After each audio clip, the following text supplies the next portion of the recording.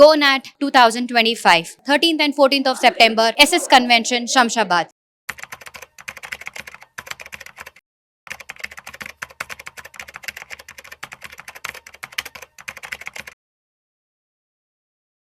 అనిల్ గారు, త్వరలో major festivals రాబోతున్నాయి, దసరా, దీపావళి రాబోతున్నాయి. వాటితో పాటు ఐపీఓల సందడి కూడా రాబోతుంది దలాల్ స్ట్రీట్లోకి. సో నెక్స్ట్ 1 monthలో ఆన్ బోర్డ్ కాబోతున్న ఐపీఓస్ ఏంటి, వాటికి సంబంధించిన ఫండమెంటల్స్ అండ్ టెక్నికల్స్ అంటే ఒక్కసారి మన ఆడియన్స్కి క్లియర్గా చెప్పగలరు? తప్పకుండా.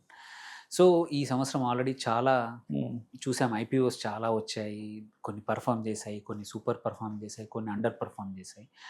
బట్ ఈ నెక్స్ట్ ఫ్యూ మంత్స్ చాలా కీలకము. అందులో ఈ మంత్ కూడా, వచ్చే మంత్ కూడా చాలా కీలకం. ఏంటంటే పెద్ద పెద్ద ఐపీఓస్ వస్తున్నాయి. ఇన్వెస్టర్స్ కూడా ఏంటంటే వెయిట్ చేస్తున్న కంపెనీస్. ఎగ్జాంపుల్ తీసుకుంటే ఈ తొందరలో ఈ మంత్ ఎండ్ లోపల రాబోతుంది టాటా క్యాపిటల్.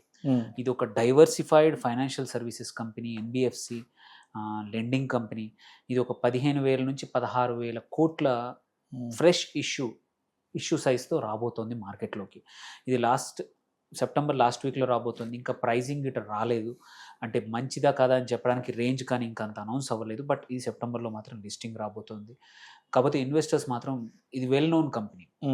ఏదైనా సరే మనం చూస్తుంది ఏంటంటే లాస్ట్ 2 years నుంచి అనలైజ్ చేస్తే ఐపీఓలు ఏవైతే ఇన్వెస్టర్స్కి ఈజీగా కనబడతాయో, అడ్వర్టైజ్ చేస్తున్నారో మార్కెట్ ప్లేస్లో కానీ ప్రతి చోట, లైక్ జొమాటో కానివ్వండి, స్విగ్గీ కానివ్వండి, నైకా కానివ్వండి, కన్జ్యూమర్ ఫేసింగ్ కంపెనీస్కి ఎక్కువగా మంచి వాల్యుయేషన్ వస్తుంది.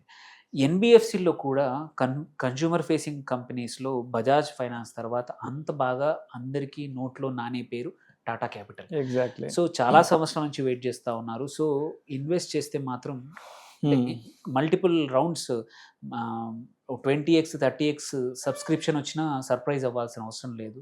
సో ఆ టైంలో అందుకు కొంచెం క్యాపిటల్ రెడీ చేసుకుంటే మంచిది. వాల్యుయేషన్ ఇంకొచ్చినప్పుడు మాట్లాడదాము. దెన్ ఇంకొక కంపెనీ ఇప్పుడు కరెంట్లీ నిన్న స్టార్ట్ అయింది, అర్బన్ కంపెనీ. చాలా మందికి తెలిసిన పేరు. ఎందుకంటే ఇప్పుడు ఇంట్లో ఏ చిన్న ఇబ్బందులు వచ్చినా కానీ మీరు అర్బన్ ట్యాప్ రిపేర్ నుంచి వాష్రూమ్ క్లీనింగ్ వరకు అంతా అందరూ అది వాడతా హెయిర్ కట్ ఎవ్రీథింగ్. సో అది కూడా ఇప్పుడు కరెంట్లీ నడుస్తూ ఉంది. రేపటి సాయంత్రం వరకు 12th సాయంత్రం వరకు నడుస్తూ ఉంది. అది కూడా ఒక 1900 కోట్లు రేజ్ చేస్తూ ఉన్నారు. సో దో వాల్యుయేషన్ రీజనబుల్ ఉన్నా కానీ ఏంటంటే one of the first company, అందరికి తెలిసిన కంపెనీ కాబట్టి ఆల్రెడీ మంచి సబ్స్క్రిప్షన్ అయింది. సో ఇంకా అవే అవకాశం ఉంది. దాంతోపాటు ఇంకొక మంచి కన్జ్యూమర్ బ్రాండ్ ఏంటంటే D2C బ్రాండ్ బోట్. ఎలక్ట్రానిక్స్ ఎక్కువ, head phones, mobiles, head phones కి సంబంధించి వాచెస్. సో వాళ్ళు కూడా మిడ్ సెప్టెంబర్లో, ఈ కంపెనీ పేరు వచ్చేసి imagine marketing company. Like Zomato ఎట్లాగో ఎటర్నాలో దీని పేరు ఇమాజిన్ మార్కెటింగ్. ఇది వచ్చేసి మిడ్ సెప్టెంబర్లో రాబోతుంది. ఒక 2,000 కోట్ల ఫ్రెష్ ఐపీఓకి వస్తున్నారు. ఆడియో అండ్ వేరబుల్ సెగ్మెంట్లో ఉన్నారు. ఐఎమ్ షూర్ ఏంటంటే ఇది జెన్జీ ఎక్కువగా వాడే బ్రాండ్ కాబట్టి దీని ద్వారా ఐపీఓ మాత్రం చాలా మంది mid-20s కూడా కొత్తగా ఇన్వెస్టర్స్ ఐపీఓలకు వస్తారు అని ఈ ప్రోడక్ట్తో అని అనుకుంటున్నారు. ఎందుకంటే జనరల్గా ఏంటంటే మనం వాడే ప్రోడక్ట్కి మనం కనెక్ట్ ఈజీగా అవుతాము, ఆ కంపెనీకి కూడా మనం కనెక్ట్ ఈజీ అవుతాము. అట్లాగే hero Fincorp is another financial company, coming ఈ మంతే వస్తుంది. ఇంకోటి carbon steel engineering, it is also engineering metals ఉంది. ఎస్ఎంఈ బోర్డులో ఉన్నా కానీ మంచి స్ట్రాంగ్ కంపెనీ. ఇది ఒక 60 కోట్ల ఇష్యూకి వస్తుంది. ఇంకొక చిన్న కంపెనీ నీలాచల్ కార్బో కూడా, అది కూడా ఒక 60 కోట్లతో వస్తుంది. ఈ 2 ఎస్ఎంఈ కంపెనీలు. అండ్ ఇంకా కొన్ని డేట్లు రాలేదు, but with in a month వచ్చే కంపెనీలు పెద్ద ఏంటంటే ఒకటి అవాన్స్ ఫైనాన్షియల్ అండ్ కూడా పైన్ ల్యాబ్స్. మీరు చూస్తే ఏంటంటే చాలా స్టోర్స్లో కూడా పైన్ ల్యాబ్స్ యొక్క credit card machines, swiping machines వాడతారు. వెల్ నోన్ కంపెనీ అనమాట ఈ టెక్నాలజీలో. అట్లాగే ఆశీర్వాద్ మైక్రో ఫైనాన్స్ ఇంకొక well known micro finance company. JSW cement కానివ్వండి, NSDL కూడా త్వరలో రాబోతా ఉంది with in a month or 2. Tata play, ఇదైతే DTH. సో ఇవన్నీ కూడా అంటే మల్టిపుల్ కంపెనీస్, పెద్ద పెద్ద లైన్ పేరున్న బ్రాండ్స్, వెల్ నోటెడ్ కంపెనీస్ అన్ని. సో మనం ఐపీఓ యొక్క రష్ రాబోతా ఉంది పండుగల సీజన్లో. కొంచెం ఇన్వెస్టర్స్ ఏంటంటే స్టడీ చేయాలి, తొందరపడద్దు. స్టడీ చేసి జస్ట్ బికాస్ పేరున్న బ్రాండ్, వెల్ నోన్ బ్రాండ్ అని చెప్పేసి తీసుకోకండి. ఎందుకంటే యూజువల్లీ ఏమవుతుంది, ఐపీఓ కన్నా ముందు బుక్స్ సరి చేసుకుంటారు. కొన్నిసార్లు బాగా వస్తాయి, కొన్నిసార్లు ఏంటంటే ఐపీఓకి తగ్గట్టు కూడా నంబర్స్ మారుతూ ఉంటాయి.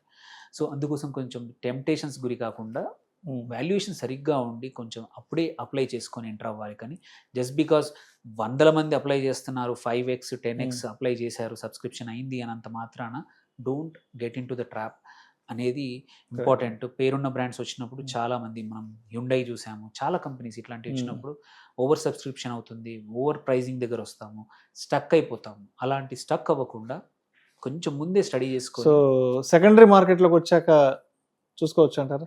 సెకండరీ మార్కెట్లోకి అంటే పర్ఫార్మెన్స్ 1-2 months మనకి అర్థం అయిపోద్ది మార్కెట్ మూవ్మెంట్ ఏంటనేది. తప్పకుండా. ఇప్పుడు కొన్ని కంపెనీస్ చూస్తున్నాము, ఎన్ఎస్డిఎల్ లాస్ట్ ఇయర్ వచ్చింది, సో అది బాగా పర్ఫామ్ చేస్తుంది. కొన్ని కంపెనీస్ ఏవైతే వచ్చాయో అవి బాగా పనిచేస్తున్నాయి. సో అలాంటివి కాకుండా తెలియని పేరు లేని కంపెనీలు కానీ చేసి ఇరుక్కుపోయే వాళ్ళు చాలా మంది ఉన్నారు. కొన్ని సంవత్సరాల వరకు వాల్యుయేషన్ మళ్ళీ రాదు. అందుకోసం కొంచెం జాగ్రత్త పడండి. ఇప్పుడు ఐపీఓ న్యూస్ రాబోతాయి, ఫ్రెంజీ రాబోతుంది, సోషల్ మీడియాలో రాబోతాయి, అన్ని వైపుల్లో దానికి ట్రాప్లోకి గురి కావద్దు అనేది important. Right sir, right sir.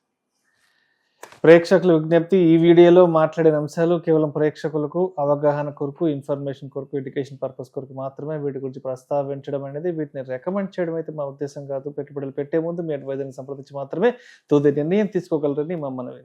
Thank you sir. నమస్తే సార్. Thank you.